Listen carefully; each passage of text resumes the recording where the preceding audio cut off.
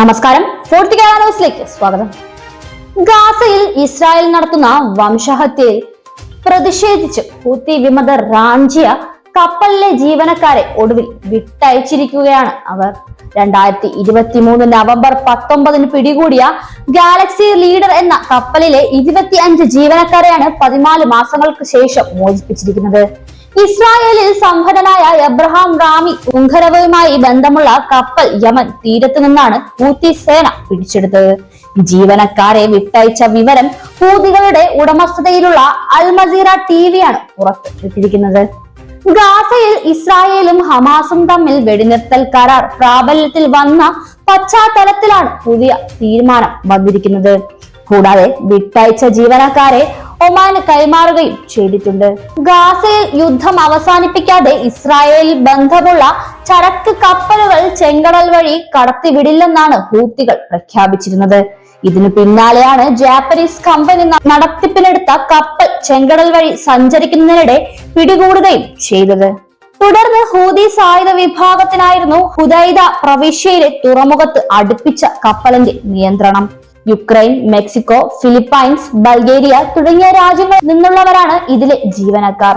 എന്നാൽ ഇസ്രായേലിന് കടുത്ത മുന്നറിയിപ്പാണ് ഇപ്പോൾ ഹൂതികൾ ഇതിലൂടെ നൽകിയിരിക്കുന്നത്.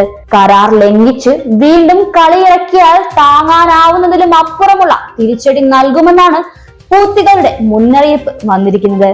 കാരണം വെടിനിർത്തൽ കരാറിൽ ഇസ്രായേലിനകത്തു നിന്ന് തന്നെ 2 അഭിപ്രായം ഉയർന്നു കഴിഞ്ഞു.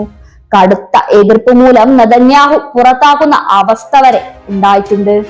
അതുകൊണ്ട് വീണ്ടും ഒരു ആക്രമണവുമായി നെതന്യാഹു വരുമെന്നും ഉറപ്പായിരിക്കുകയാണ് ഹൂത്തികൾക്ക്. ഇത് മുന്നിൽ കണ്ടാണ് ഹൂത്തികളുടെ മുന്നറിയിപ്പ് വന്നിരിക്കുന്നത്. 470 ദിവസത്തെ വംശഹത്യക്ക് ശേഷം യുദ്ധത്തിന്റെ നിലവിലെ സ്ഥിതിഗതികൾ ഇസ്രായേലിന് എതിരും ഹമാസ് ചെറുത്തുനിൽപ്പിന്റെ വിജയവുമായി വിശേഷിക്കപ്പെടുന്നതിനാൽ തന്നെ സ്വന്തം രാജ്യത്ത് നിന്ന് നെതന്യാഹുവിന് സമ്മർദ്ദങ്ങൾ വർദ്ധിക്കുന്ന സാഹചര്യമാണ് നിലവിൽ ഇപ്പോൾ ഉള്ളത്. അതുകൊണ്ട് തന്നെ നിലവിൽ പ്രാബല്യത്തിൽ വന്ന വെടിനിർത്തൽ കരാർ നിലനിൽക്കാൻ സാധ്യത വളരെ കുറവാണെന്നാണ് വിലയിരുത്തലുകൾ വരുന്നത്. യുദ്ധം അവസാനിപ്പിക്കാൻ മനസ്സുകൊണ്ട് ആഗ്രഹിച്ചാലും അതിനെ നടപ്പിലാക്കാൻ നെതന്യാഹുവിന് സാധിക്കില്ല എന്നതാണ് പുറത്തുവരുന്ന റിപ്പോർട്ടുകൾ. പക്ഷേ യുദ്ധം തുടരുകയാണെങ്കിൽ ഹമാസും ഹമാസ് ചേരികളും ശക്തമായി തന്നെ പ്രത്യാക്രമണം നടത്തുമെന്നും അതിന്റെ ആഘാതം വലുതായിരിക്കുമെന്നും നെതന്യാഹുവിന് വ്യക്തമായിട്ടുണ്ട്. കൂടാതെ വെടിനിർത്തൽ കരാർ പ്രാബല്യത്തിൽ വന്ന കാലഘട്ടത്തിൽ എന്തെങ്കിലും എടുത്തുചാട്ടത്തിന് നെതന്യാഹു മുതിർന്നാൽ തക്കതായ തിരിച്ചടി നൽകുമെന്നാണ് യമൻ നേരത്തെ മുന്നറിയിപ്പ് നൽകിയിരുന്നത്. എന്നാൽ വെടിനിർത്തൽ കരാർ പ്രാബല്യത്തിൽ വന്നത് മുതൽ രാജ്യത്ത് നിക്കക്കള്ളിയില്ലാത്ത അവസ്ഥയിലായിരിക്കുകയാണ് ഇപ്പോൾ നെതന്യാഹു എന്നതാണ് പുറത്തുവരുന്ന റിപ്പോർട്ടുകൾ. നെതന്യാഹുവിന്റെ സഖ്യ സർക്കാരിലെ തീവ്ര വലതുപക്ഷ ഘടക കക്ഷികൾക്കിടയിൽ ഉടമ്പടി രാഷ്ട്രീയ കലാപത്തിലേക്ക് തന്നെ വഴിയൊരുക്കുകയും ചെയ്തിട്ടുണ്ട്. കരാറിൽ പ്രതിഷേധിച്ച് മന്ത്രിമാർ രാജിവെക്കുകയും മന്ത്രിസഭയിൽ അട്ടിമറി നടക്കുകയും ചെയ്തുവെന്നാണ് വാർത്തകൾ. സയനിസ്റ്റ് റൈറ്റ് പാർട്ടികളായ ഷാസ് മോട്രിക്കിന്റെ religious Zionism, united Torah Judaism, orthodox no new hope, united right എന്നിവയിൽ ഉൾപ്പെടെയുള്ള പാർട്ടികളുടെ പിന്തുണയോടെയാണ് നെതന്യാഹു നേരിയ ഭൂരിപക്ഷം ഇപ്പോൾ നിലനിർത്തി മുൻപോട്ട് പോരുന്നത്. നെതന്യാഹുവിനെതിരായ വിരുദ്ധ അഭിപ്രായങ്ങൾ രാജ്യത്ത് തലപൊക്കി തുടങ്ങിയെന്നും വാർത്തകൾ വരുന്നുണ്ട്.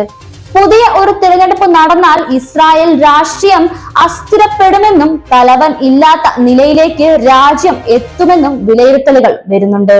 ഹമാസിന്റെ കയ്യിലെ ബന്ദികളെ മോചിപ്പിക്കാനും നശിപ്പിക്കാനുമുള്ള നെതന്യാഹുവിന്റെ സകല ലക്ഷ്യങ്ങളും ഇപ്പോൾ പെരുവഴിയിലാണെന്നാണ് പറയാൻ സാധിക്കുക. ഈ വർഷം ഇസ്രായേലിൽ ഒരു തിരഞ്ഞെടുപ്പിനുള്ള സാധ്യതയും കോപ്പ് കൂട്ടുന്നുണ്ട്. പക്ഷേ അതിൽ വിജയിക്കുന്ന നിലവിൽ മുഖച്ഛായ നഷ്ടപ്പെട്ട നേതാവ് എന്ന നിലയിൽ നെതന്യാഹുവിനും ഇത് സാധിക്കുമോ എന്ന ചോദ്യം ഉയരുന്നുണ്ട്. എന്നാൽ ഇസ്രായേലിനെ തറപറ്റിച്ചതിൽ ഹമാസിനെയും ഫലസ്തീൻ ജനതയെയും ഹിസ്ബുല്ലയും അടക്കമുള്ള സംഘടനകളും അഭിനന്ദിക്കുന്നുണ്ട്. നമ്മുടെ രാജ്യത്തിനും നമ്മുടെ പ്രദേശത്തിനും എതിരായ സയനിസ്റ്റ് അമേരിക്കൻ ആക്രമണത്തെ നേരിടുന്നതിൽ പിന്തുടരേണ്ട ഒരു മാതൃകയാണിതെന്നും നേതാക്കൾ പറയുന്നുണ്ട്. പലസ്തീൻ ജനതയ്ക്കെതിരെ ശത്രുക്കൾ നടത്തുന്ന കുറ്റകൃത്യങ്ങളും വംശഹത്യകളിലും പൂർണ്ണ പങ്കാളിയാണ് അമേരിക്കയും. അതുകൊണ്ട് സമാന മാർഗത്തിലുള്ള ആക്രമണം ഇനി അവർക്കെതിരെയും നടത്തിയാലും തെറ്റില്ലെന്നും അവർ വിലയിരുത്തുന്നുണ്ട്. 40 കേരള ന്യൂസ് മലയാളം.